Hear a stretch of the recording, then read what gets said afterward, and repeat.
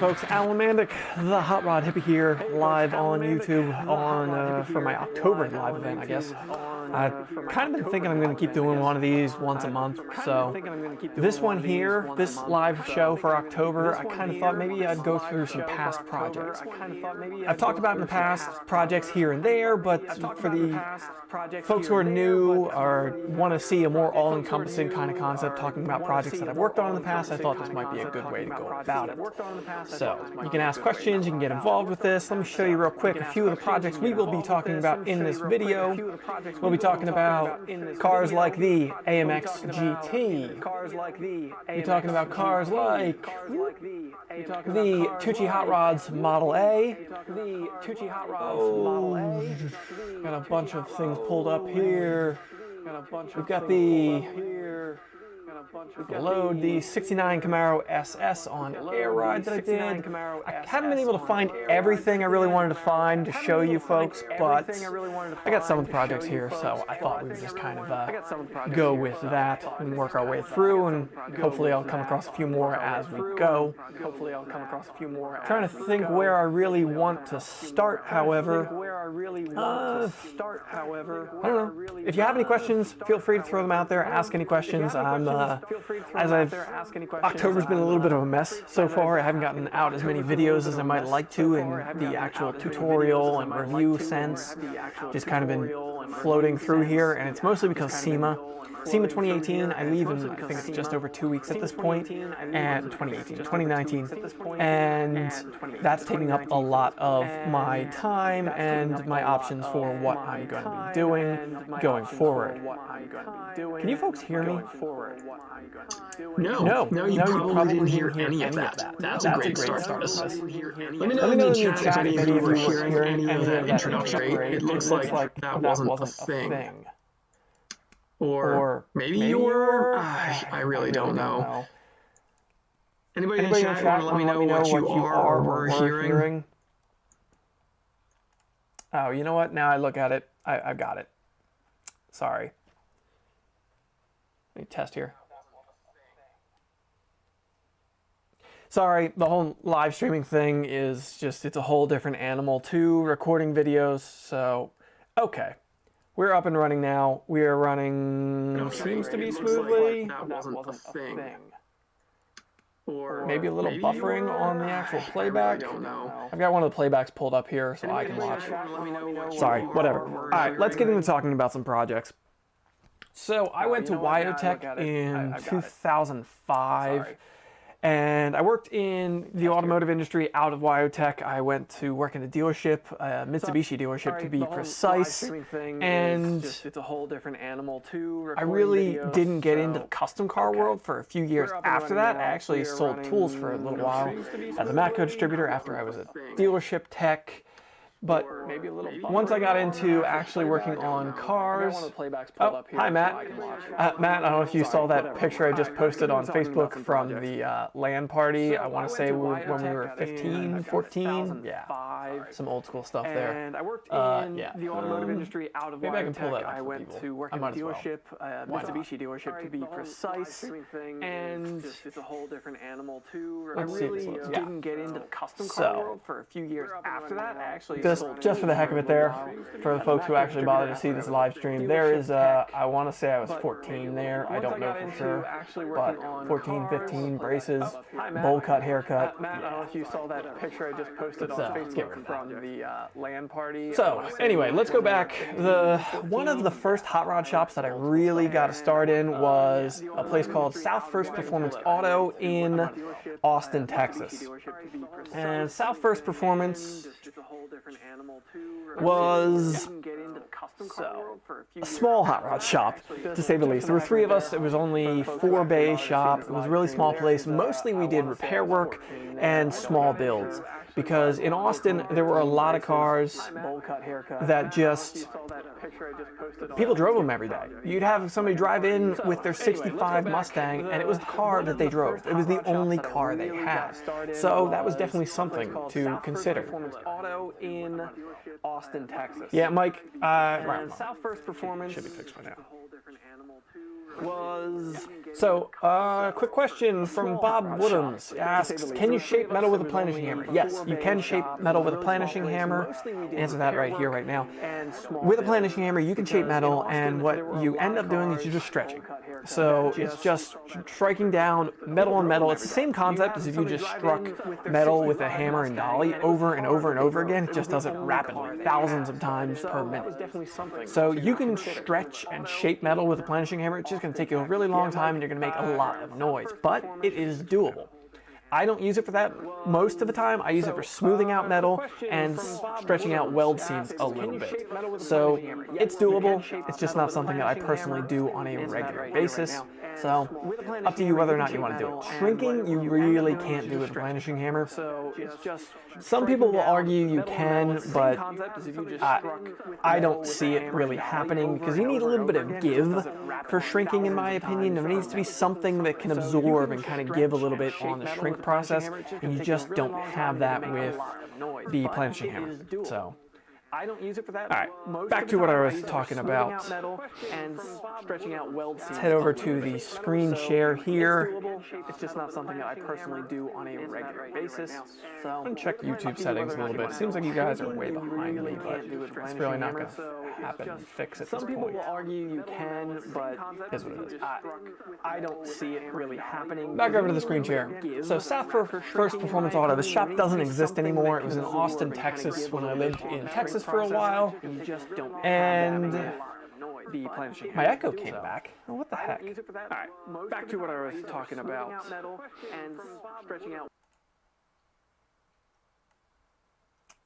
Checking my settings here. Sorry, folks, but I'm not seeing why there would be an echo if there is an echo. Testing, testing. 1, 2, 3.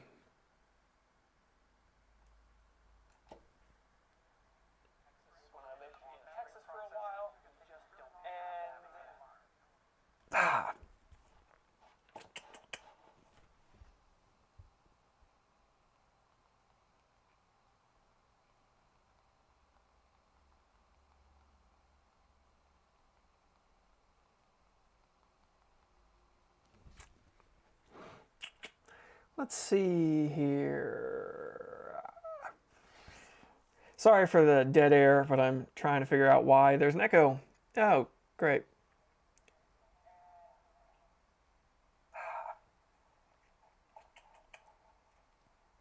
All right, I don't know what setting it was I was on. Sorry for the dead air there, but the echo seems to be gone. Okay, back to actual projects. This is the, I've done a few of these live streams already, and this is the messiest one so far, I think. Sorry for that. Back over to this.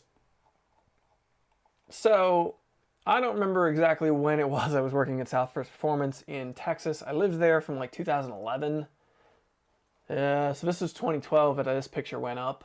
So yeah, 2012, 2011. I worked at this shop.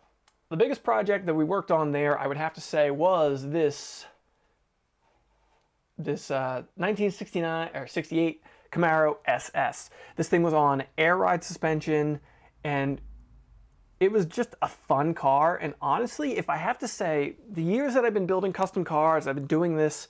Now, I haven't gotten to drive every single project that I've built over the years, but I do have to say, I think that this car, the 68 Camaro, was my favorite one to drive. It was overall just I don't know, it was my favorite car. It was really fun. So reasons it was fun, oh, that doesn't show up, was honestly, it was just a really well-balanced car. This car had a 427 small block Chevy, so it was one of the big cubic inches. I think it was from Motown, and, aluminum cylinder heads, whole 9 yards. And it was carbureted, but it made, I want to say about 650 at the motor, so it was like somewhere around 575 to the wheels. I can't remember. I'm just pulling those numbers out of air, but I know it was somewhere around there. It was a 5-speed car, had a 49-inch in the back of it, and it was running on just some good tires. It was just a fun car in a lot of respects.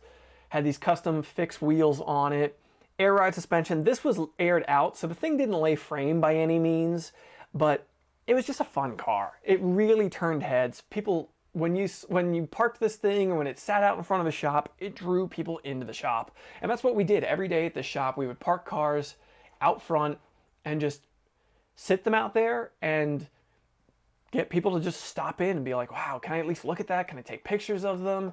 And just, it was a head-turning situation. Underneath the car was, there's the oil pan for the engine, had Ride-Tech suspension in the front of this thing, all bolt-in suspension work on this car for the most part.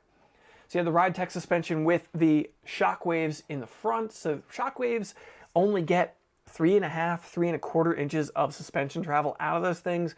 They are not ideal for air ride in my world. I really don't like using them in this day and age. I don't use them if I can avoid it. But it steered well, it rode well, it drove down the road well. This suspension kit worked really well. And that was nice to see. It was really great to get that whole project done and just have it be fun. It was a torquey motor. It had tri-Y headers on the thing, so it really had some good bottom end oomph out of it with the 5-speed transmission. We built this full exhaust. I built this full exhaust. We didn't have mandrel bends to work with, and we didn't have a bender, and we didn't have a TIG welder at the time either, so this is some ugly MIG welds on this thing. But one of the fun factors, this shop, we put a lot of these push button cutouts on cars. That was one thing we did a lot of. People just loved them, and I think this is the car that started it. Since this was a 427 cubic inch small block Chevy, breathing through this, you know, this 2.5 inch exhaust, cutting it out right here just after the H pipe, it sounded so good when you open those things up. And it was just really fun. It was nice to see. People really liked the sound of the thing, the throaty roar of it. So once they heard that, everybody wanted these things on their car. Continuing on, we had Flowmaster mufflers on the thing. I don't use Flowmaster mufflers if I can avoid it at this point, but this car did have them. It had over-axle exhaust to a point. This was a really, really, really difficult thing to build on this car. Putting the exhaust in this thing, because it was air ride, it had a 4-link in it with the Ride-Tech kind of bolt-in 4-link suspension, and it laid down pretty far. It was really difficult to get a exhaust in this thing. Full 2.5 inch exhaust, so we weren't restricting the motor. Honestly, I would have loved to have put 3 inch on there. With the 427, it probably could have gained a few horsepower from a 3 inch exhaust, but we just couldn't fit it. This thing had on the left side, no problem. We had the 427 with the over-axle exhaust on there, worked great.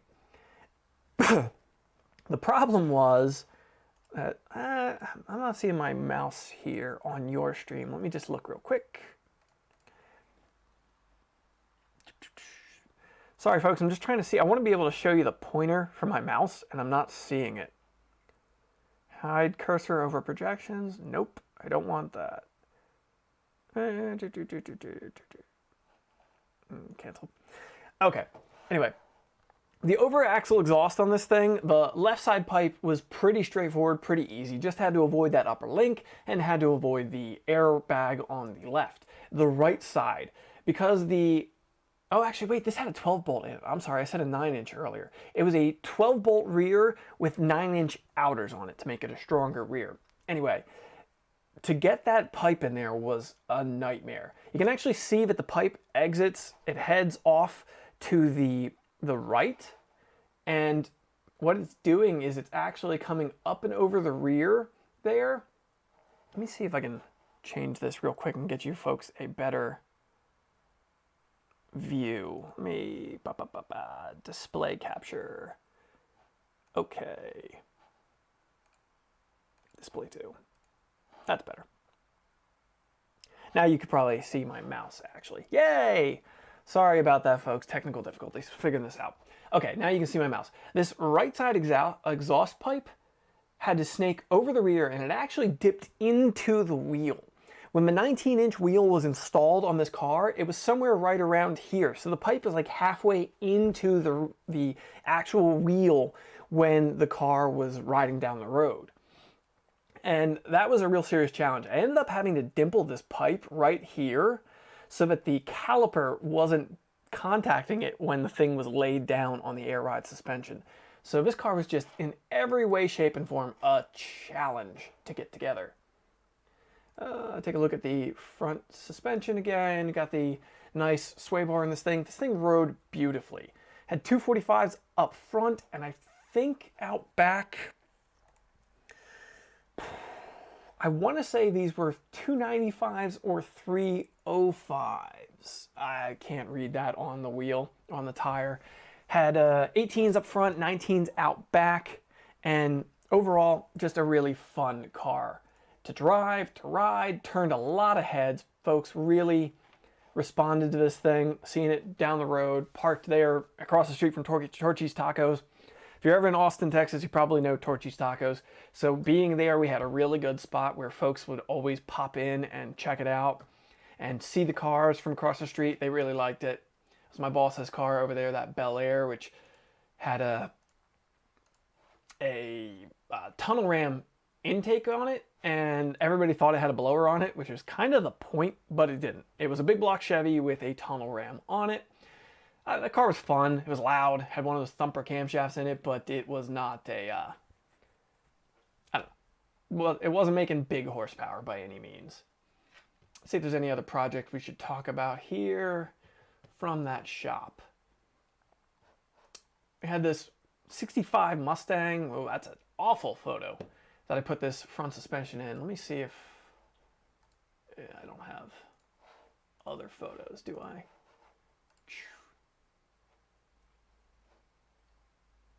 You're actually seeing here, this is a page you will not find on Facebook. This was my Mandic Auto Design shop I was looking to open that just never came to fruition, and I really, at this point, don't have much desire to own my own shop. So,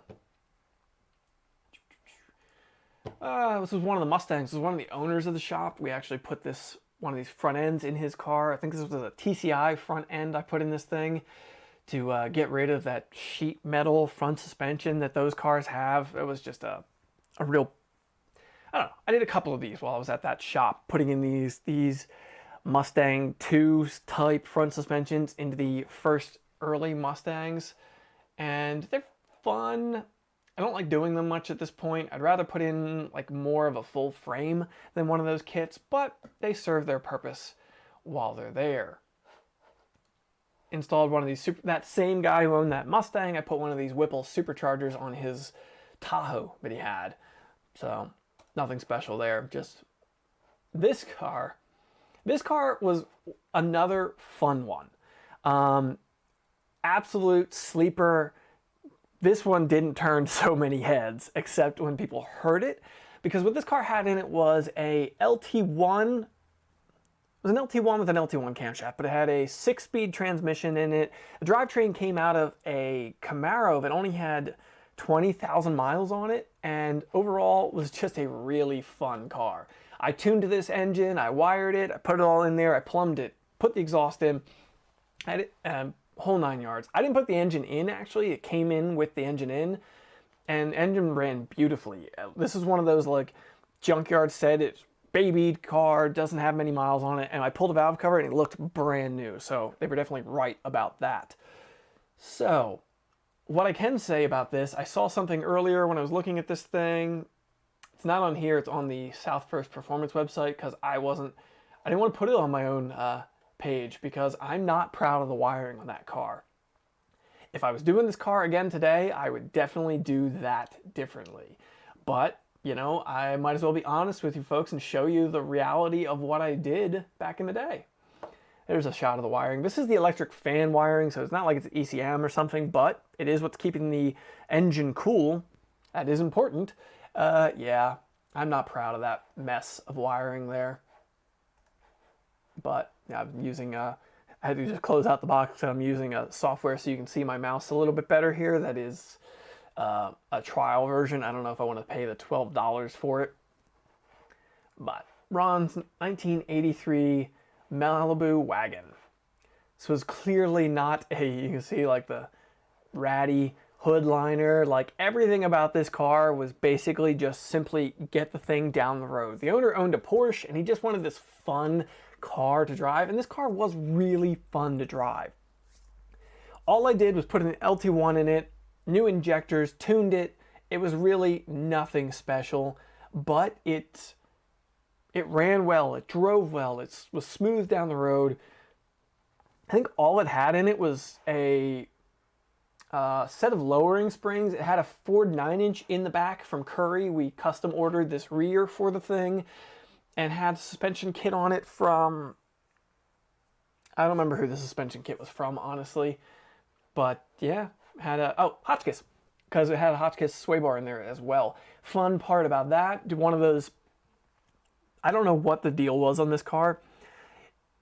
Bolt-on parts rarely bolt on, and I don't know why that is. This sway bar, you can see it here. It's underneath this control arm.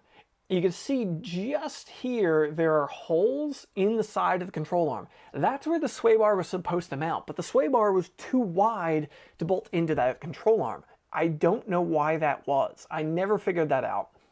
I didn't feel like dealing with calling Hotchkiss and determining all of that.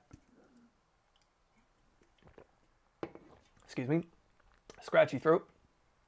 So I ended up making plates and welding them to the bottom side of the control arms and just mounting it there. We had enough ground clearance on this car, it wasn't an issue. It was serving the same purpose by being under the control arm as being in the control arm. And actually you can see too, I flipped it upside down because originally this car would have had a GM 10 bolt in it. So when they made the kit for it, they made a sway bar that was meant to go with a GM 10 bolt. Well, with putting this thing underneath of the axle, or underneath of the control arms, then this being this, when it was mounted the way it was supposed to be, it was like way down here. So that was not ideal. It was going to be a ground clearance issue. It would have been like lined up with the wheels. So if you got a flat, you might have scraped the sway bar. So I flipped the sway bar over. One of those dumb things that it just had to do. See some ugly MIG welds on the exhaust because this one also, I MIG welded the exhaust on. I'm not proud of that. I'm also just not entirely proud of the exhaust because it has this weird bend in it here. I don't remember for the life of me why I did that, but I did. I've got an H-pipe in there. I'm always a big believer in crossover pipes on exhaust systems. And so, yeah, I do have that on there. Catalytic converters, because the customer said, you know, it came with them originally, made decent horsepower when it had catalytic converters. Why shouldn't we put them in? There's no reason to emit more exhaust emissions than we have to. So I put catalytic converters in this one. MagnaFlow mufflers. This was a much easier one to go over axle with and just out right behind the tire there. So pretty straightforward. A lot of zip ties on this car because I used a lot of zip ties back then. I still use a lot of zip ties, but if I was plumbing AN lines or the e-brake cables, I don't use zip ties on those anymore. So just a thing. Another view of the rear in the car. This car, you can see it's a Texas car. Like, that was one thing I miss about Texas. I don't miss the heat, but boy, was it sure nice to not have to deal with the heat or the rot. I mean, like, this car is, I didn't do any rust repair on this car whatsoever.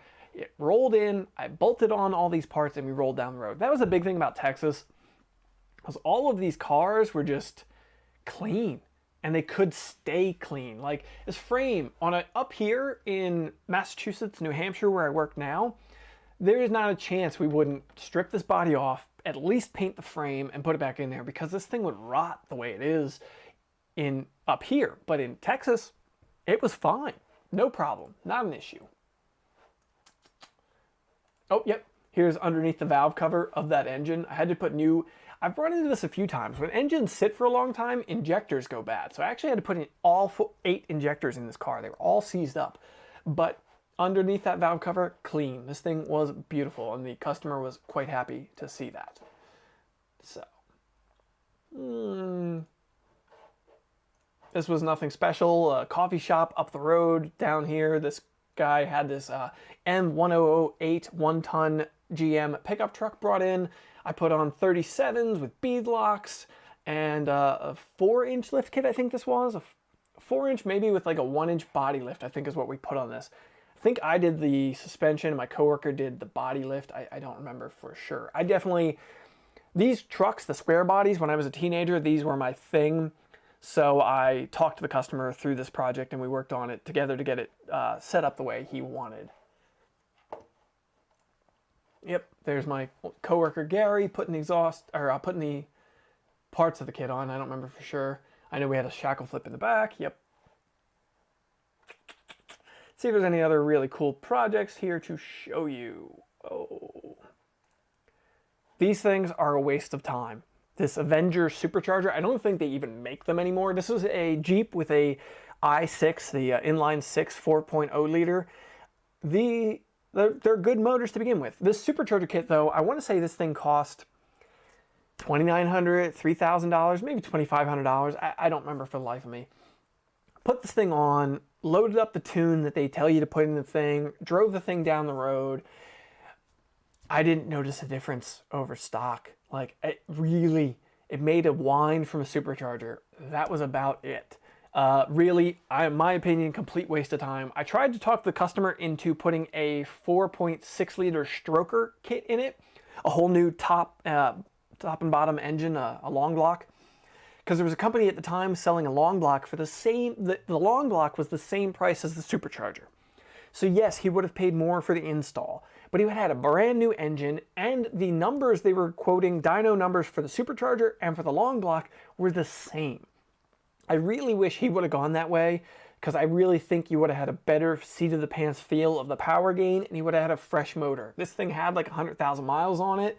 It ran fine, it ran good, but I would have really liked to have seen the long block in there. Just the customer wanted either a turbo or a supercharger, and that's the way we ended up going. So, another picture of that thing. Oh, all right, I think we'll move on from South First Performance.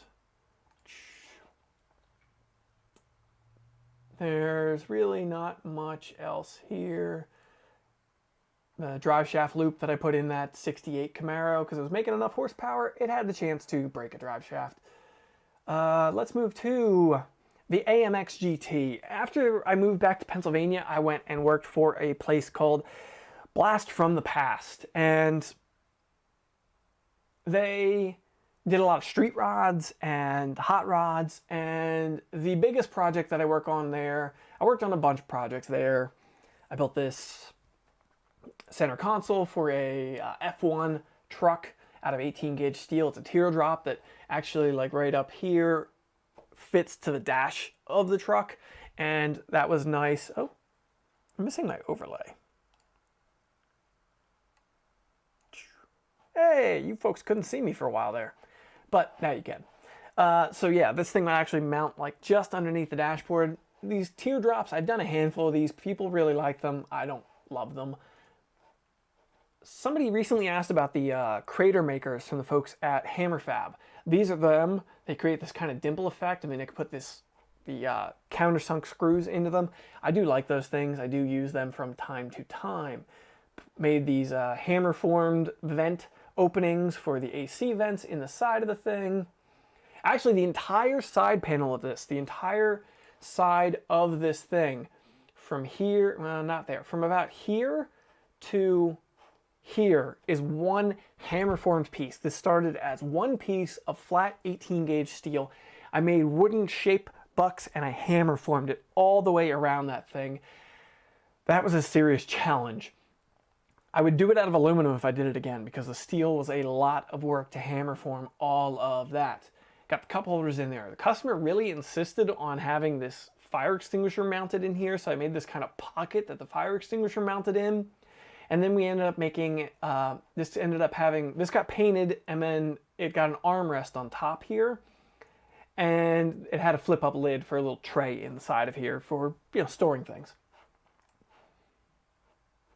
The AMX GT though, the biggest thing I did on that thing is I built the suspension underneath the car. This front end on it used C5 and C6 suspension components. It was a fully custom designed setup by me. I designed it from beginning to end using control arms, spindles, and brakes from a C5 Corvette. Originally, they wanted to narrow up the aluminum subframe and put it underneath of the car, but the problem was that was going to put the engine too high in the engine bay, and it just wasn't going to get the handling characteristics that they wanted out of that car. So I ended up creating this narrowed, because the AMX GT, let's talk about the car itself. The AMX GT was a concept car back in the 1960s from the folks at AMC. The AMX GT had basically the front end, let me look it up here. The AMX GT basically had the front end of a, wow, that's a tiny photo. Let's see if we can get a bigger one here. It had the front end of a Javelin and the back end of a Gremlin. Was basically the design of it. This was before the AMX existed. This was the concept car for the AMX GT. So the customer wanted it. The problem is that the AMX GT concept car, the customer had the resources to come up with buying the concept car, but it didn't exist anymore. It went to 2 auto shows. I think the Detroit Auto Show, and I can't remember what the other one was. And then it got crushed. And that was it. Went to those 2 shows, they crushed it, done with it, and then they made the actual AMX, which obviously differed from this design. Customer decided he wanted the AMX GT. So, let's build it. It's the only thing we could do. We could create the car. So we literally took the front end of an AMX or AMC Javelin, the back end of a Gremlin, and welded the 2 of them together. Now, I did not do sheet metal work on this car. On the AMX GT, what I did was the frame. I did the suspension underneath of that car. And I finished up some of the rear suspension. I did the frame and suspension from the core support back to like the B pillar, basically. Rear suspension, I didn't design, so I don't think I even have any photos of it because I hated it. It was not designed by me, it was designed by somebody who had no idea about chassis fabrication, unfortunately. So, back to this thing. The AMX GT, oh, there's a bigger photo of the concept car. It had side pipes on it, had Kragers on the thing, had this red, white, and blue paint scheme on it. Kind of had a chopped roof design on it too. This thing is weird. It has a short wheelbase. I want to say it's 100 inches on the wheelbase of this thing. It is a strange, stubby little car. It had so many strange lines. I did not do the sheet metal work on this car. I did not do the sheet, I can't reiterate that enough. Not to throw the guy who did it under the bus. He was an old school lead sled type of guy, good guy, but it was turning into such a mess. My coworker, Jimmy, actually here's on Hemmings, they did this little write-up on this thing back in 2015. There's me in the background, and there's my coworker, Jimmy, kind of hidden by the car. He was doing the sheet metal work. He was redoing the sheet metal work, building new quarter panels, English wheeling them out and making them a lot nicer. So he was doing really quality work to get this thing down the road. They were wide bodying this car because the customer decided he wanted to drive this car. He wanted to take this thing down the road and run it. Awesome. Great by me. And he wanted to take it out on the track. He wanted to run it and drive. Actually, no. He wanted to drive it, was all he said. The owner of the shop took that as he wanted to get it on a racetrack. What it had in it was, I don't think there's any photos of, no. There's no photos of it, but basically it had an LS1 or LS3 E-Tech engine in it, and it had the full C5 torque tube and rear transmission. So it was rear-wheel drive with the rear transmission like a C5 Corvette would have been. And actually, because it was so short, it ended up being able to maintain that torque tube. We didn't have to modify it. This thing was strange. Felix F, it is not a Gremlin. It was half Gremlin, half Javelin. All ugly in my opinion. I'll say it. People were hyped up about this car. Back in the day, they were really pissed off that we were not putting an AMC engine in it. And I'm not going to lie, I kind of understood that. They wanted to put an LS3 in this thing because they liked the LS3s and the drivability of them, and I cannot argue with them. I've used numerous LS engines over the years. I've done a bunch of swaps. They make good drivable cars. But yeah, this project was, to my knowledge, it's never been finished, and it probably never will be. I really don't know.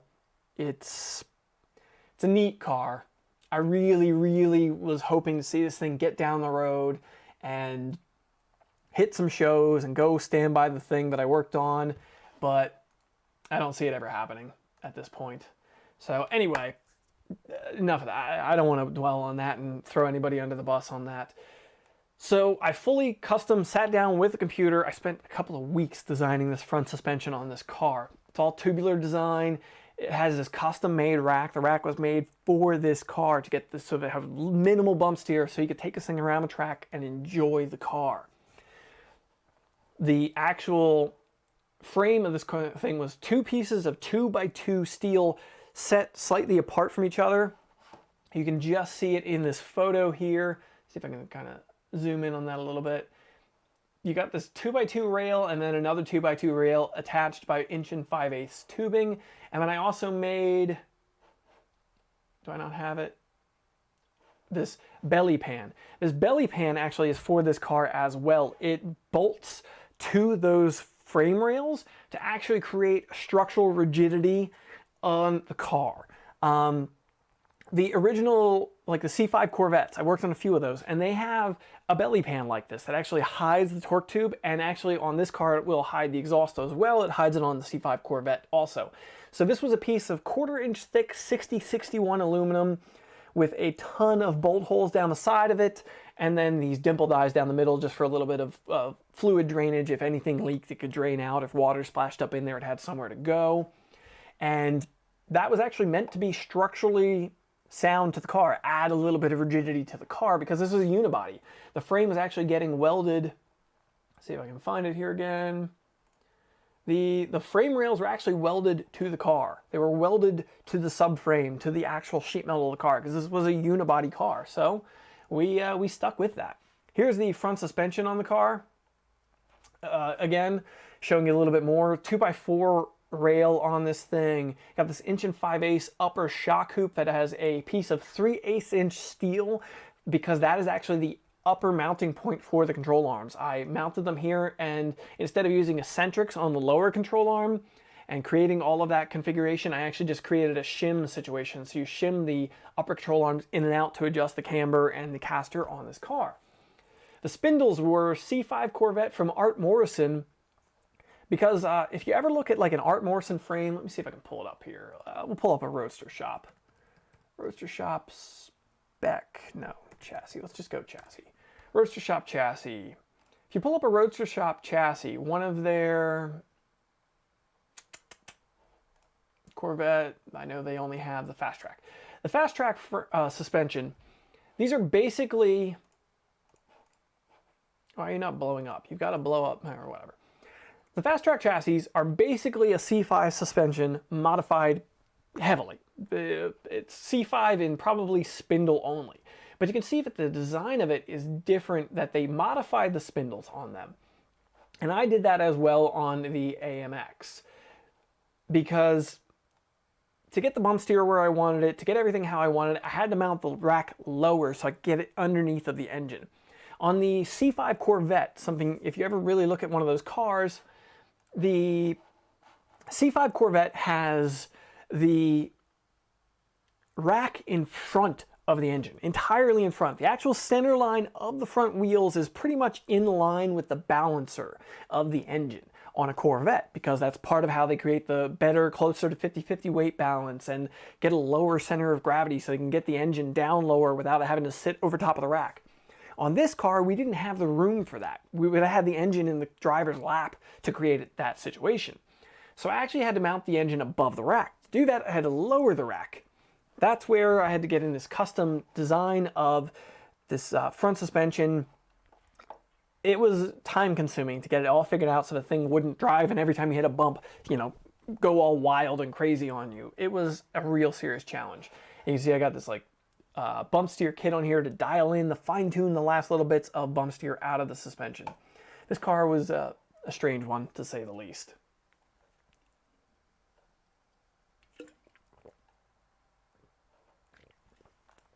Only photo I have of this car here, this is a Porsche 914. If you ever see a Porsche 914, let's see. If you're not familiar, open. That is a Porsche 914. There you go. Ugly little car, in my opinion. But One neat thing about the Porsche 914 is that people like to swap LS engines into them. And that's what this car was getting. It was getting a rear drive, mid-engine LS3 setup in it. I did rust repair. The trunk floor was rotted out on the thing. So I created this sheet metal floor in the thing, just to B-rolled it, and just an intricate little design that I created. Kind of had this A shape in the end. I created a 16 gauge cross member in here to strengthen up the rear frame on the thing, just kind of make it a little tougher and stronger, because God really wanted to drive this car. The owner of this car drove a Lamborghini, and he wanted this car to be faster than his Lamborghini. So, all right, cool.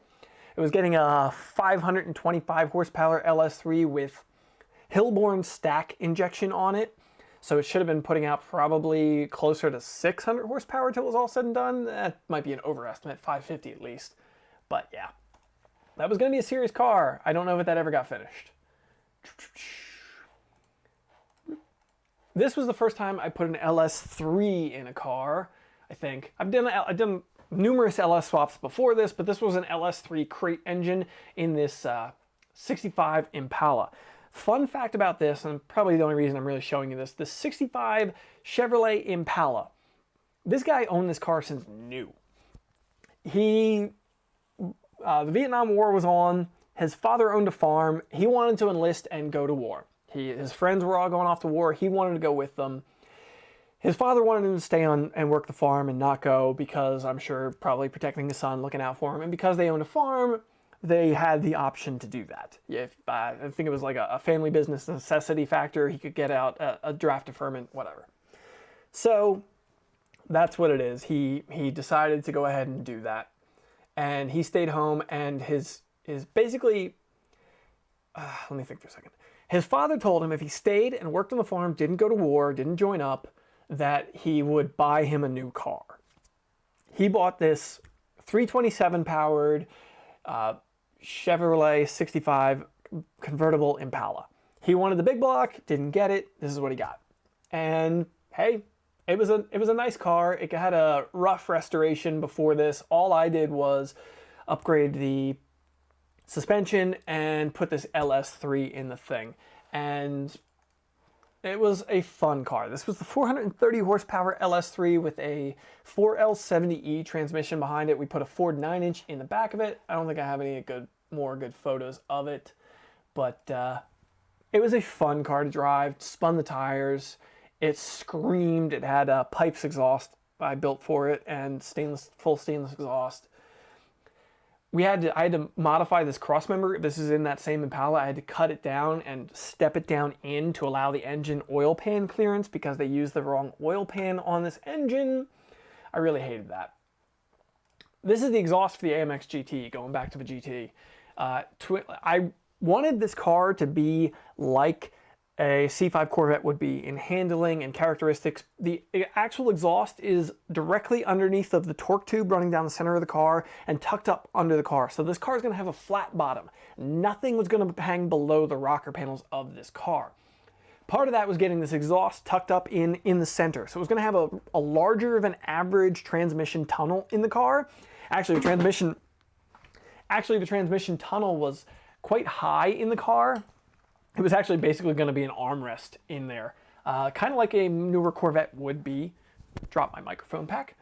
And this was one of the E-Tech 430 horsepower LS engines. So it actually came with a evap system and catalytic converters. The idea being, again, the thing can make 400 some horsepower with modern emission standards. Why not use them?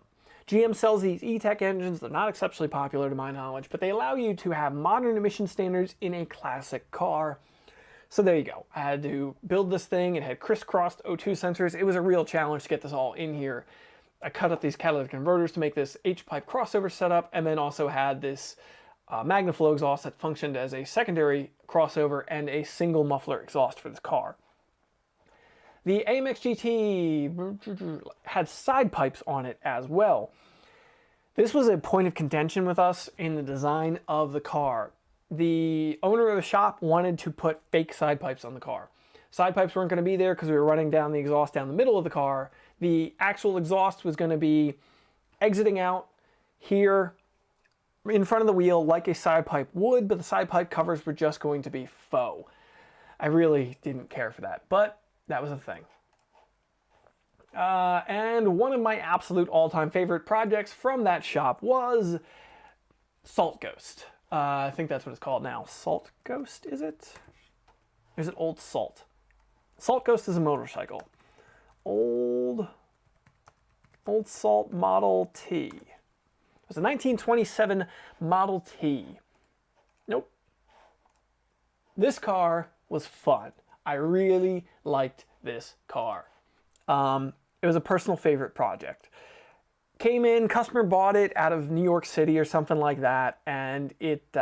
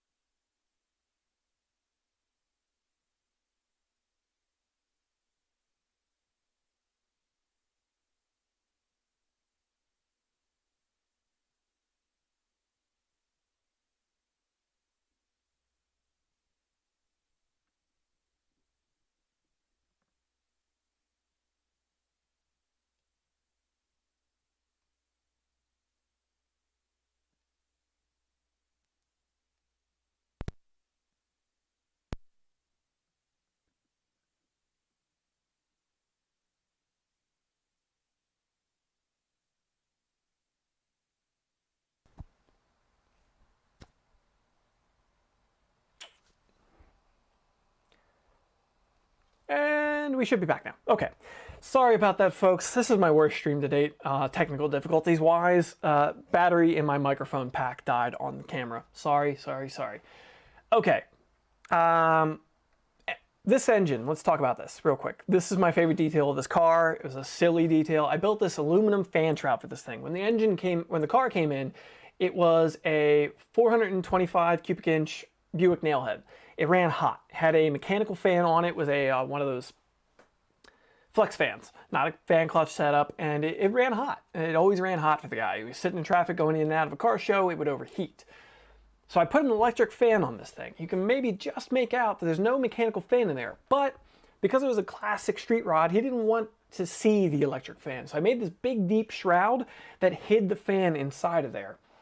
I don't think I have another photo of it. But there's actually two shrouds there. There's one inner shroud underneath this shroud that actually pulls the fan air through there double check. Yeah. Sorry, just double checking audio.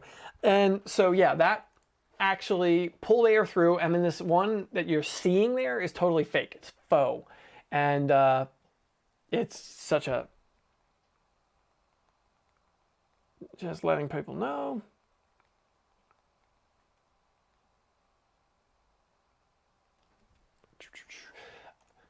Okay, it was a fun build. I really like this. The customer, Jim Rose, I believe it was his name.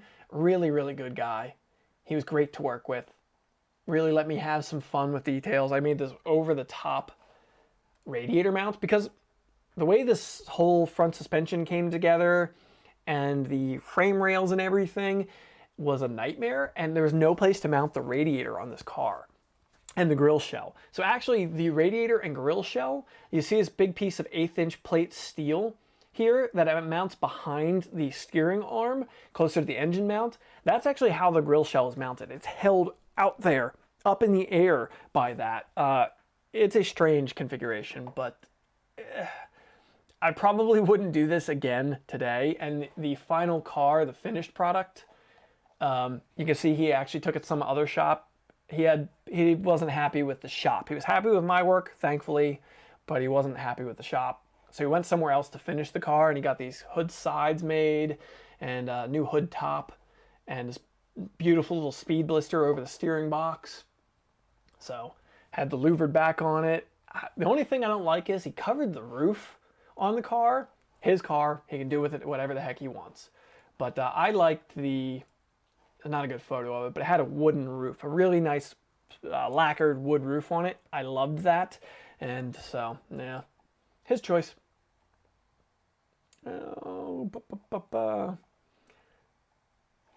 This was a hood liner for a 1940 Ford coupe I made. Bead rolled it, dimple dyed it.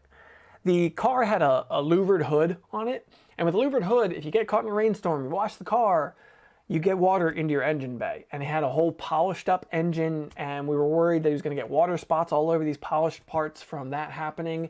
So I made this hood liner. So air could still escape. It was, say, separated off of the hood by a little bit, you know, the distance of the cross members, I wanna say 3/4 of an inch off of the skin of the hood. So air could still escape out of the hood, and the louvers could still be functional, but the water had somewhere to kind of whisk and run off into the inner fenders, not onto the engine. I think that'll pretty much do it for A-Class Act, A-Class Act is where I work now. Sorry, blast from the past. So, let's move on to one that more people, I think, know, the Tucci Hot Rods Model A.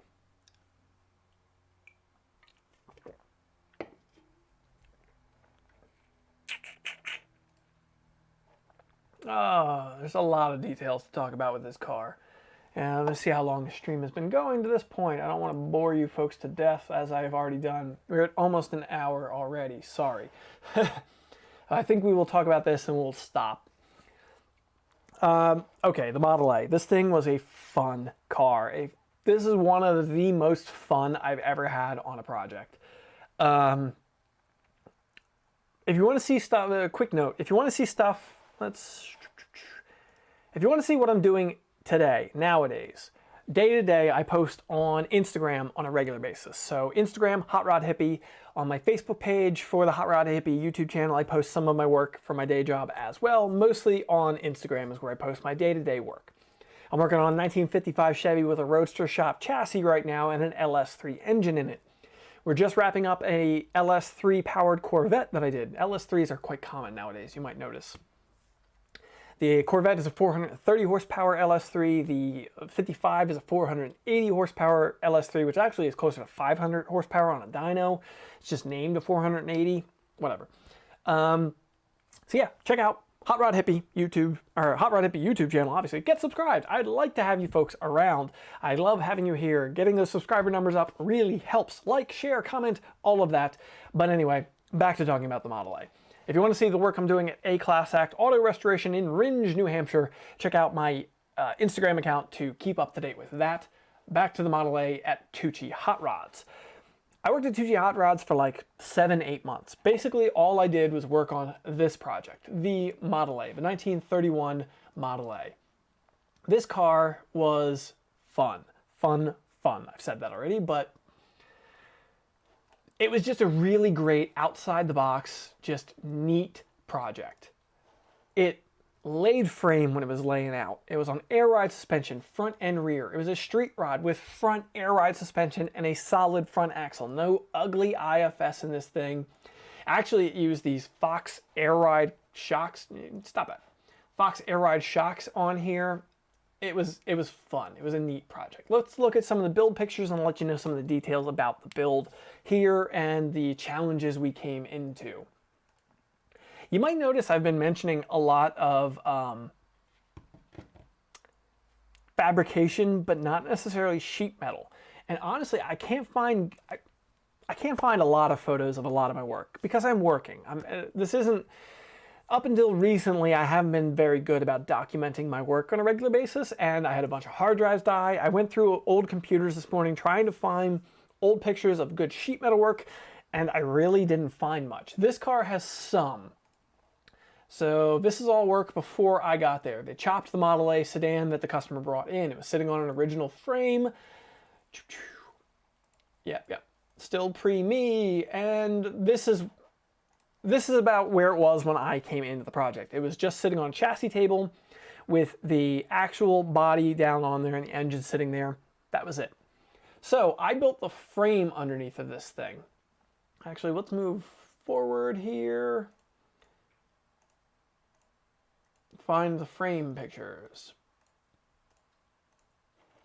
This is the frame painted. I had left the shop by this point. I was no longer there, so I wasn't part of the assembly process, but I did build a lot of this frame. Dave Tucci, the owner of the shop, built the frame rails from about here. Let me do this. He built the frame rails from about here to here. I did all the rest of this and these front little horns. So this car was just such a fun car to do in so many respects. Uh-oh, not what I meant to do. Why did that happen?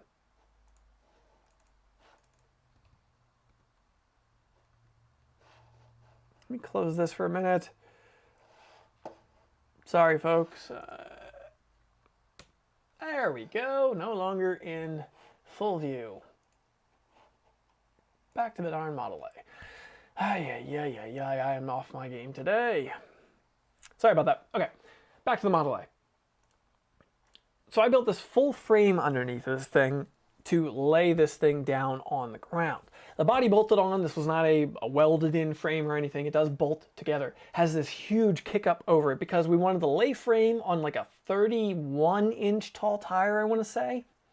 And like you can see here, these are not short tires. The tire, when it's laid out, is actually like over halfway up the rear wheel or rear window here, way out of the original arch. If you look at the side view of this thing, you can see here the center line of the axle is actually above the wheel opening of the original Model A sedan.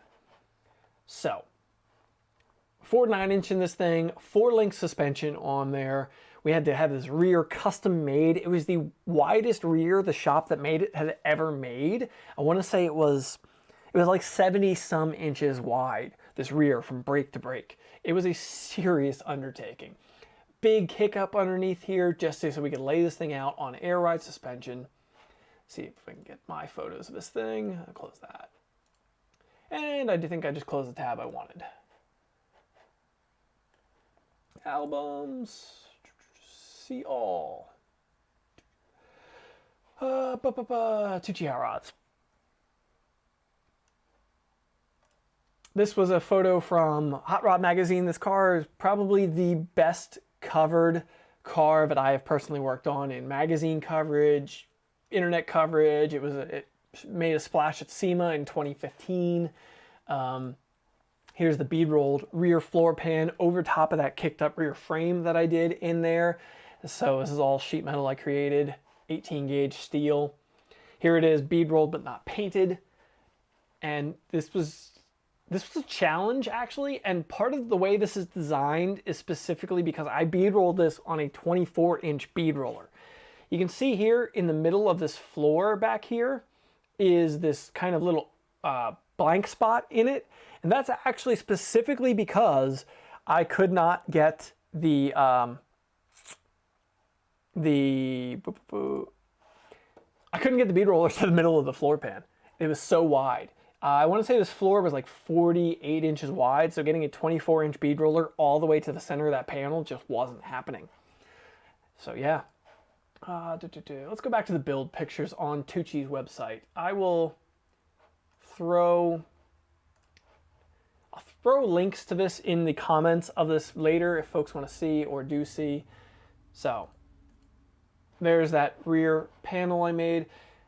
Let's highlight a few of the things here because this stream's getting long. This tube was Dave's idea. Dave Tucci came up with this idea, and it's a detail that a lot of people don't realize in this car. The car was so low at both ride height and laid out that the drive shaft was that high up in the car, even when it was laid out. See here, the floor pan is like 5 inches below the drive shaft tube. So instead of making just a really tall tunnel, we made a tube in this car. You can see the opening for it here. The actual drive shaft rode in that opening, up and down on the air ride suspension. Let's see if I have any photos of it. Here's the 4-link brackets I made, custom made by hand. I plasma cut them out and made them for these air bags. And I want the tube.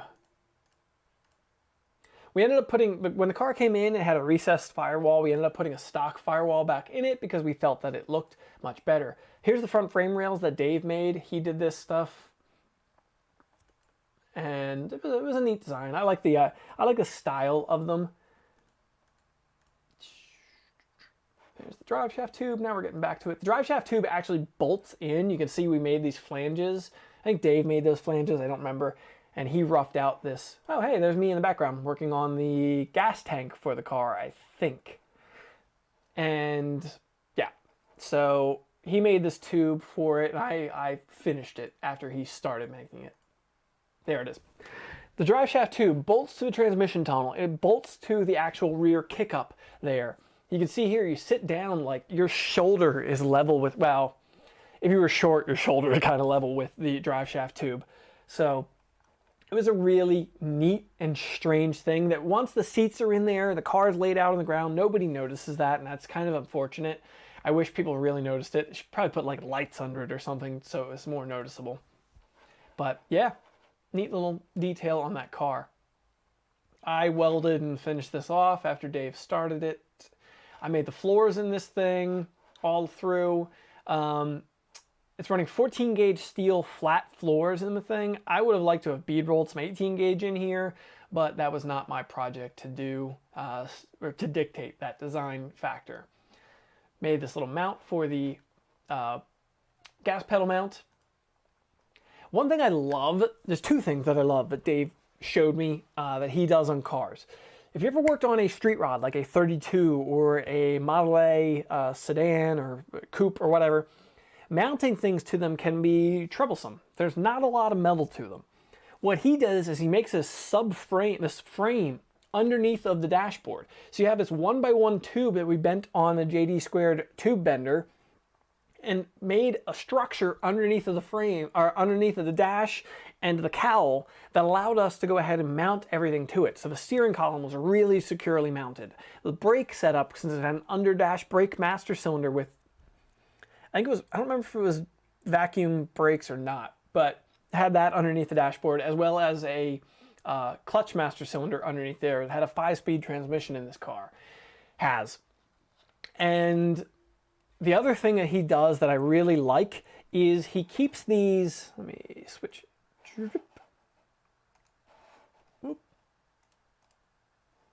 He keeps these tabs here in stock at all times.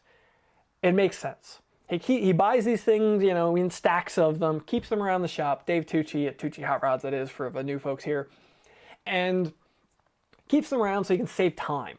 So when I'm making the brackets to mount this brake assembly underneath of here onto the structure, when I made these gussets, or took these gussets and put them on the steering column mount, I didn't want to have that thing floating out there, because the steering column, you want it to be securely mounted. These brackets were really great for keeping all of that stuff mounted securely. I didn't have to custom make them. I just went over to a drawer, pulled them out, welded them in where I needed them to go, and moved on. Or in the case of the brake ones, I actually modified them to work for me, but I didn't have to make them from scratch. Huge time saver. He buys those from a company called Welder Series in Toronto, Canada area. Hamilton, maybe, I think. Yeah, so good idea. Really like that he did that. Bad weld picture. It was a good weld, just a bad picture. Yeah, I welded that slug in there to mount the trailing arm to. Front frame rails in there. Dave actually door gapped this car. If you ever work on a Model A sedan, a 32 sedan, the door skin actually overlaps the quarter panels when you close the door. He actually cut it in and made it so that that was not the case. The doors are flush like a more modern car would be. And you can see that rear axle, see how wide it is, it's huge, and also how high it comes up in the car. And also the world's tiniest 4-link bracket, or 4-link links. That 4-link, the upper link, I want to say was like 9 inches long, 8 inches long. And that was not my choice, unfortunately. It worked, but it had a lot of rear swing. So from ride height to laid out, the rear walked forward a lot because of the really short link length. It works. The car drives beautifully from my understanding. I have not ever driven this car. The only sheet metal work I did on this car was finishing up the chop on it and the floor pans inside, and then the cowl and firewall area. The rest of this stuff is all Dave's work, I believe. Boop, boop, boop, boop. Let's move on. This was also Dave's baby, the front suspension. He created this cantilever front air ride suspension so we could have air ride in the front of this car with a solid front axle. It was ambitious, and I was hesitant about the idea. I thought it was awesome, it was great, I really wanted to see it work, but I really wasn't sure how it was going to work. There was still a leaf spring inside of there. There's a single leaf spring in there, at least there was when I was done with it.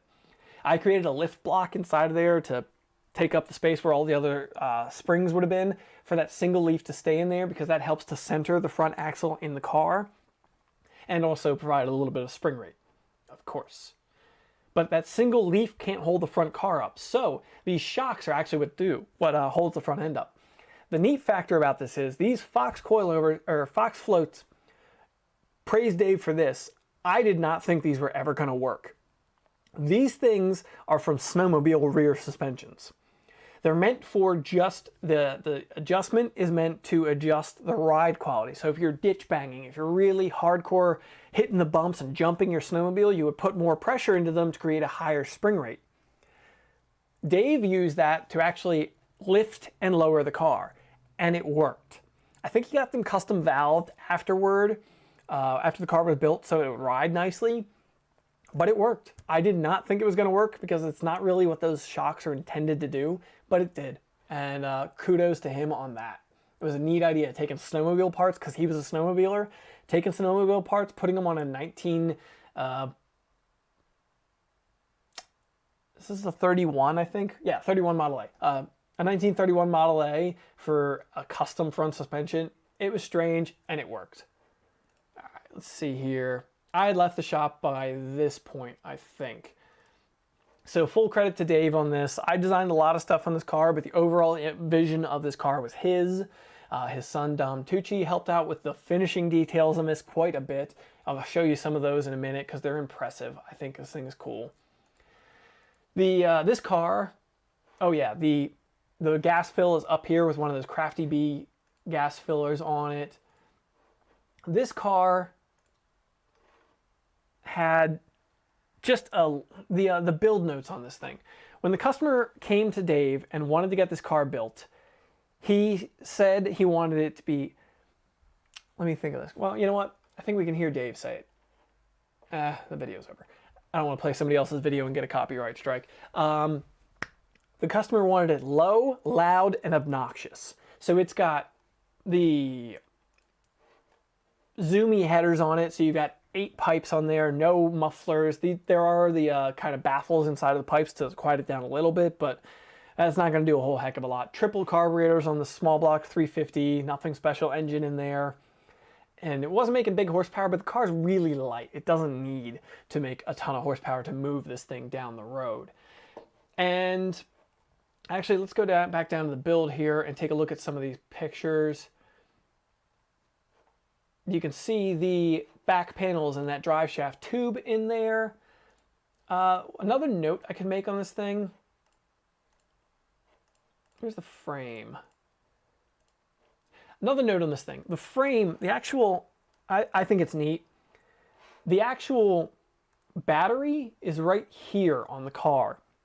That is an upside down battery mount that is within the suspension. Like the 4-link brackets are, the 4-link bars are right next to it, and it's directly in front. It's sandwiched between the 4-link bars, the drive shaft, and the rear axle. And that's where we ended up putting the battery in the car. It's an AGM battery from Exide that actually mounted upside down in there. So you had to install the battery on a lift to get it in and out of there. I made that whole little assembly in there, this tubular steel setup battery tray that was upside down. That was just one of the challenges on a car like this, getting it all together and making it work to get down the road. I think there's another picture in here. You can see the that under cowl structure I was talking about that Dave likes to put in these cars. Excellent idea for a street rod. There's some of the underdash wiring, clutch master cylinder, you know, all that mounted on there, some brackets. The interior on this thing really, like all the interior it had was, I think, floor mats and seat coverings. The rest of it is bare metal, just painted. So that's really neat on there. It really shows off all the structure, and I really like that about it.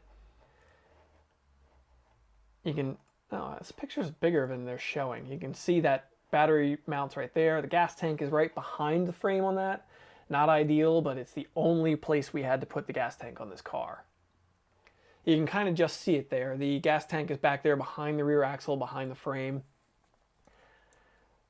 We got this dark brown color that they decided to put on this thing. It's a matte finish on there. I think it looks really nice. And they have these brass colored, they're anodized, I believe, brass colored screws in here holding this whole panel together. I wanted visible fasteners on these panels because I really wanted to show them off. And I think it just fit the overall look of this. And then Dom Tucci came through with these windows. Let's see if I can find a picture of the windows. He had this really cool, is that it? That is it. He came up with this really cool kind of structural design to the interior of this thing.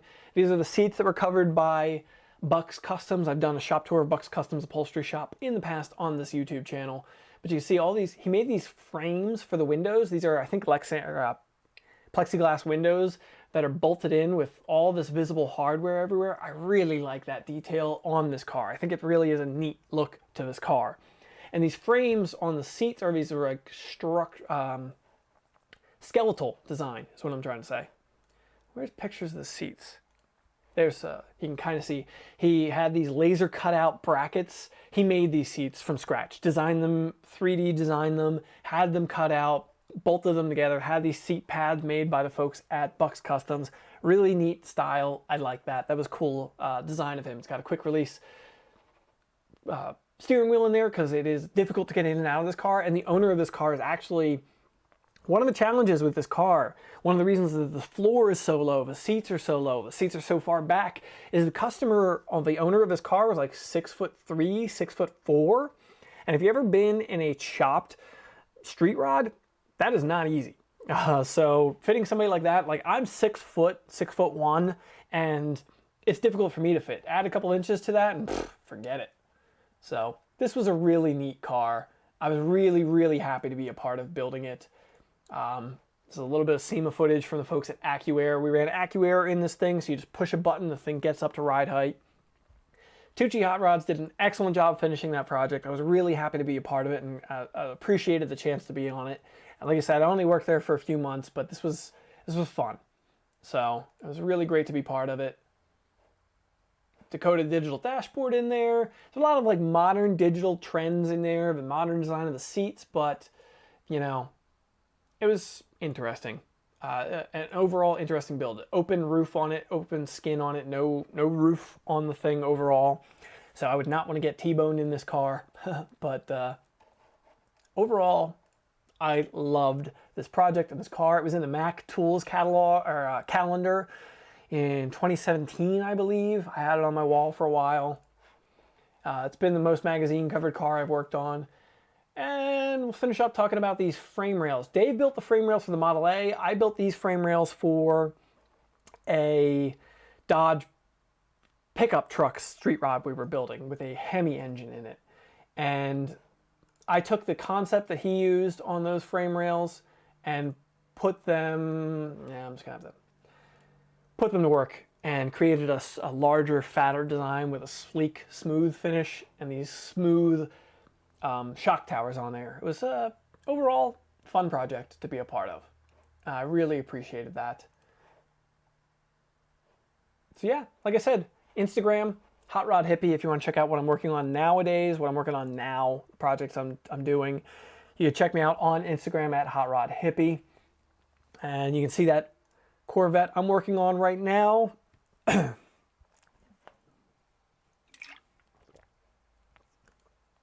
I just made this stainless steel prop rod for the hood, bent up a stainless steel line, vacuum line for the brake booster, the Master Power Brakes brake booster on that car. This is the 55 Chevy Bel Air I'm working on. I made this hammer formed out this little piece for this button. That's actually the parking brake. I've been using electric parking brakes on cars lately. So you push the button and an actuator pulls the parking brake cables. There's no hand or foot pedal to push. I like using those. That's from a company called E-Stop. The Corvette and the 55 sedan both have those. And I made this little spot, this escutcheon point on the dash to put that button on there so it had its own little home to go to. You can see the hammer form that I made for it and the actual piece before I sanded it and then welded it into the dashboard to put that switch into. Let's look here. I had to modify the gas filler on the 55 Bel Air because I moved the gas tank further back and toward the center of the car. I want to run the exhaust between the frame rails here, and I needed to move the tank because the tank was right up against the frame in the 55 Bel Air. It's another. No, I don't want to log in. Go away. All right, whatever. Pain in my butt. You gotta love that stuff. Anyway, 55 convertible. I put quarter panels on this car and did a lot of detail work to get everything to fit the trunk gaps and the door gaps. And this was a seriously challenging project. This car was actually 30 years in restoration. It's almost done. We're in final assembly on the car now.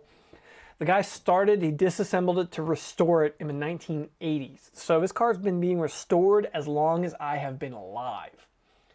And yeah. Some of the wiring work that I did on the 55 Chevy Bel Air. I made this little video. You folks might have seen it on either here or on Instagram. I did little edits of this for both. And there is me standing next to my S10 Blazer with a 4-link, 1-ton axles underneath of it when I was at Wyotech. I was big into off-road trucks and rock crawling when I was a teenager. Never finished my own project though. I am one of those people who I just never end up finishing my own projects. Sad but true. I build customer cars, but I don't get around to doing anything for myself, unfortunately. I buy tools, I buy camera equipment, I do this YouTube channel, that's my thing. I want to build myself a car, I'm going to build myself a car. We just need to get to it, whenever the heck I get around to doing it. See if there's anything really interesting. This is the AMX GT. Really bad photo with the rear mounted transaxle in the back of the thing.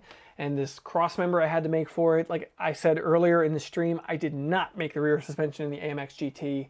I just made the front suspension on that car. I don't have any pictures of this pickup truck. That Ranger pickup truck was laying on air ride suspension. That was a really fun project that, again, didn't go anywhere, unfortunately. There's kind of a theme there on that. Not with me. Say that. So, AMX GT. Such a strange car. I hope it gets finished. I have not heard, I haven't talked to anybody that still works at that shop in quite a while, so I don't know where that's at this point.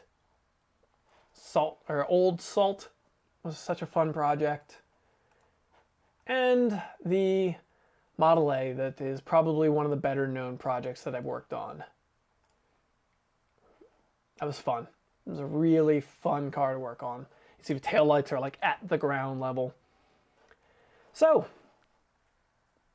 I think that was probably going to wrap this stream up. Does anybody have any questions for me? I will hang out here for a moment and see if there's any last questions, because I've been streaming for probably about an hour and a half now, if I check. Hour and 22 minutes, yes. So, I keep making these streams longer than I mean to make them. I'm sorry, but I get rambling, I get talking, and folks actually really didn't have a whole lot of comments to say. I see there Mike Nunes, sorry for, I'm bad with pronunciation, sorry. Welder Series is in your area, cool. I like the Toronto, Hamilton area. I need to get up there. I always say I need to get up there, and then I finally like, yeah, I'm gonna go. Now it's gonna be winter before I know it, so not a great time to go to Toronto. Yeah. But the food is excellent there. And I want to go to Welder Series. I want to check their place out. And I would like to do a shop tour of their place as well for you folks on YouTube. So maybe I can hook up with those folks. I've talked to them a few times. Maybe I can make that happen at some point. So, yeah. All right. Oh, check back here in the stream. Make sure I didn't miss any chat. Chat was quiet this time around. Thank you folks for being here.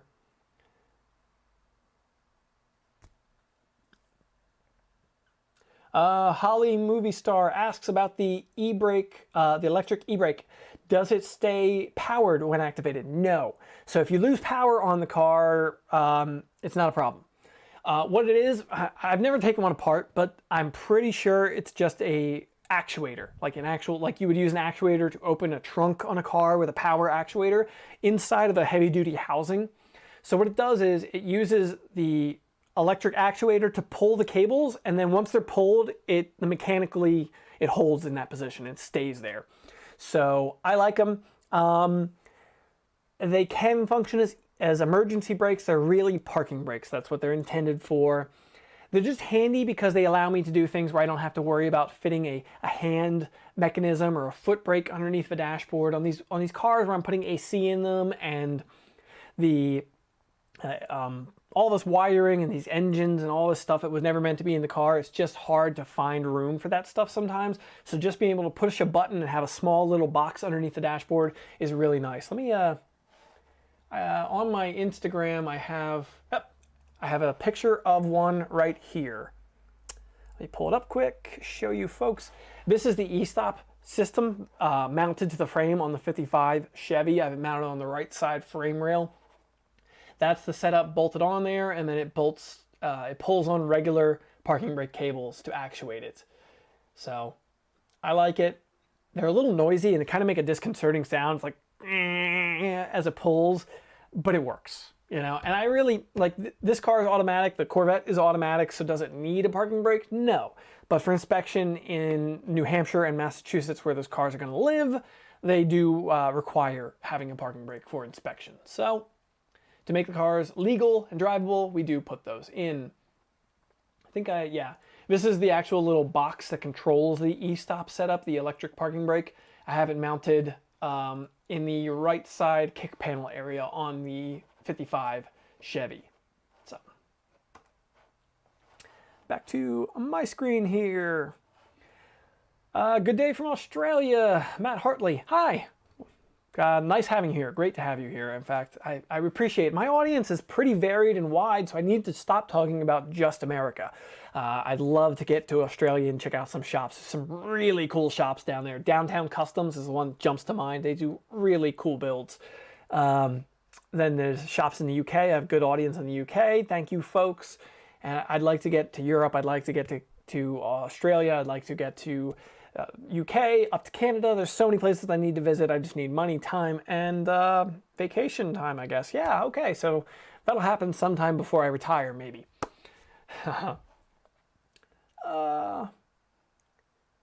Did I miss anything on that e-brake setup for you, Holly Movie Star? Like I said, not an amazing emergency. Well, I've never tried it as an emergency brake. They have done it. They have shown it to work as an emergency brake. I know they actually just posted a video of that on their Instagram account. I saw that screen share. They actually posted this little video of using it as a emergency brake. And I guess it works. 25 miles an hour. They hit the button and it stops the car. It works. It's a really neat package too, because you can mount it wherever. Like they show it here mounted in a frame rail. I know they have a few spots. Let me look here. That's my picture of where I mounted the button. It's on a frame rail. Come on. I know they've shown some unique mounting. Here you go. This one, somebody mounted in the trunk of a car. No reason you can't do that. Like, as long as it's got a firm mounting point and it pulls the cables in a good, strong fashion. Clearly, they built like a steel frame for it to sit on here. No reason you can't do that. Looks like that might even be a 55 sedan, a 55 Chevy. I don't know. But yeah, so you can do it. You can put it in a lot of different places, a lot of different ways of doing things. Yep, you can theft deterrent system, Holly Movie Star. That's a great idea. The button on the thing. Pull up the button when the brake. The only thing that does stay on is the button lights up. That ring around the button. I'll put my little red ring around it. It lights up red when the thing is engaged. Now, the button pulls a very small load, so I've questioned it in the past, and they've told me that they've set cars for like months at a time with the brake engaged, that light lit up, get in the car, and it fires up. So it's a really small load on the battery at any given time. So that would maybe give an indication for the theft deterrent factor of like, hey, what's that red button lighting up there? Though it might actually look like a security system too, depending on where you put it. But you can also just snip the wires and not have that light up. It's just a lit switch, so you could snip one of the wires and the thing wouldn't be lit anymore and it would still work. So, you know, I like that it lights up because it tells the customer that it's on.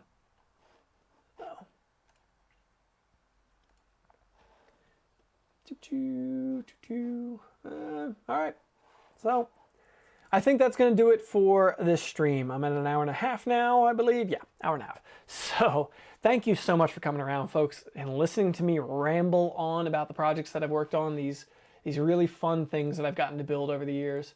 Yeah, I've had some fun. I haven't done nearly as much as I would like to at this point. I really would like to do more projects, more varied projects than I have done. And sooner or later, I'll get to that, I hope. But, you know, for now, I'm having fun. I'm enjoying making YouTube videos. I'm enjoying talking to you folks and showing you these things that I'm doing and trying to help you folks learn and learning myself. I learn from you folks. I learn as I do projects and I make things. And, you know, every day can be a learning experience. I'll finish off real quick with show you a silly thing. And I actually, let me know if you'd be interested in a video about this. I haven't gotten around to doing a video about this to this point. Art. Bead-roll art, actually. I used to do bead-roll art on a regular basis. A fairly regular basis. I have this. This was for a Edgar Allan Poe themed art exhibit at a tattoo shop back in Pennsylvania that I'm friends with. This I called, I think I called it Under the Floorboards. So it was the Telltale Heart was obviously the theme of this. I made this frame out of aged wood. It was new wood made to look old. Busted out the center section of it and bead rolled this aluminum heart in the middle of there to show the Telltale Heart. That's actually mounted on the wall in my kitchen right now. This is a flower, lotus flower, I think, that I did for my, lotus flower, for my godmother a few years back for her birthday. this was just for fun. I made this rocket ship, kind of 50s style sci-fi rocket ship, just for the heck of it, something to do. And actually, you can see like those little rivets on the actual rocket cone on the back of there. I just center punched those. That's how I made those silly little details. This is for my brother-in-law, Mike Carver. He works on a NASCAR team now, but he used to race sprint cars. He was a sprint car racer. And now he races like dirt track go-karts, like the, motorcycle, like 125cc go-karts. And so he's got that on the wall in his garage, my brother-in-law. I made that and made this dimple-dyed aluminum frame. So it's polished center with a brushed outer frame on it. When they got married, my sister and brother-in-law, I made them this plaque thing. I B-rolled a hashtag into it and the Instagram logo. And the idea here was I wiped this off then, and then they could write the hashtag for their wedding. You know, people like to have a hashtag, so if people take pictures and post them on Instagram from a wedding, they can tag the wedding so people can see photos from the event. So I made them this little display to put in the back of the reception so that people could see that. I made these little curved stand for it with dimple dies and solid rivets holding it together. I made this for this was a commission piece I made for a tattoo artist in actually in London, Ontario. He lives. And I made this for him. Made this tattoo gun with a tattoo machine with a curved kind of look to it, and just he ended up painting it once he got the piece. I didn't care for. Sorry. This was the Blast from the Past shop that I worked at, where the AMX GT was worked on. They had this ugly sign on the wall that was like falling apart, and it said something like, you know, nobody past this point except employees, but it wasn't even for the street rod shop. It was for the shop that was in the building before. So I made this little sign for them when I had nothing to do on a Friday afternoon or something when I wasn't working. And yeah. It was just straight edge day this week. I am straight edge, so I made this straight edge piece. I think I actually sold that on Etsy too. At one point I was trying to make this beadroll art and sell it. It's fun to do. I enjoy it. It doesn't make you money. Not in my experience anyway. Like, Jamie Jordan is amazing at it. Check him out. Jamie Jordan does excellent beadroll art. I can't touch the stuff that he does. And he sells them for pretty cheap. Like, this piece was very quick to make. This is hanging up in my kitchen as well. It's a vegan V. But like, say this Carver racing piece. This probably took me 2-3 hours to make, maybe 3 or 4. You know what? To beadroll the center piece probably took me 3 hours. To do the frame around it probably was another hour or 2 hours. So, you know, I got 5 hours into this piece. If I was selling that, Jamie Jordan, I want to say, is getting $150, $250 for his basic pieces. It's not worth it in the time scheme of things to do that. So, unfortunately, I stopped doing it because I make YouTube videos and yeah. But let me know if you'd like to see a video about beadroll art at some point. There's another art exhibit one. It was supposed to be like Father Nature kind of thing, like a wood spirit. Honestly, I'm not amazingly happy with it. I think this was a Celtic themed art show. I don't remember. Sam Hain themed. So that's not Celtic, but Druids. So yeah, I had this old leather I got from Mikey Seats when I was working with him to make this frame. Yep. All right. And now that I've said it 5 times, I'm actually going to wrap this stream up. Thank you so much for coming around, folks. Thank you for checking this out. Thanks for sticking around with me and checking out all these cool cars and these projects. I really appreciate it, you know, and it's fun. I wanted to show folks a little behind the scenes, some stuff that I have worked on in the past, these projects that have been part of my career, getting my skills to where they are now so that I can share them with you folks. So, yeah. Thank you very much for coming around. Thank you very much for checking this stuff out. And go ahead and like, comment, share, subscribe. It really helps out. I was hoping to hit 14,000 subscribers by SEMA 2019, which is just 2 weeks away. I'm at like 13,600 right now. And yeah, so I don't know if I'm going to get there. But thank you for coming around. Thank you for checking things out. See ya. And now I actually have to hit stop.